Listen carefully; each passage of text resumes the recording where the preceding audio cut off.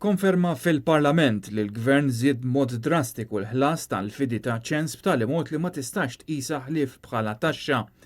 Bit-tweġiba l-mistoqsija parlamentari mid-Deputat Nazzjonalista Jason Azzopardi, il-Ministru Jimboċi konferma taħt l-iskema preċedenti il-ħlas amministrattiv biex wieħed jifdi ċens kien ta' €150.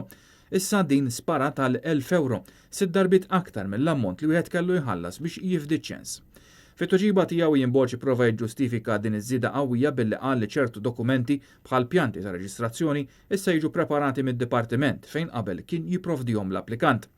Kien propju Net News li kixef din iż-żieda qawwija li l-Gvern daħħal baxx ftit jiem wara d-diskors tal-budget tax-xahar li għadda. Issa l-poplu Malti dara bit-tattika tal-Gvern ta' Joseph Muscat li ma jħabbarx taxxi waqt id-diskors tal-budget meta l-attenzjoni tal-pajjiż tkun kollha fuqu biex imbagħad idaħħalhom inkis matul il-kumplament tas-sena, il-bogħod mill-kameras u l-iskrutinju tal-pubbliku.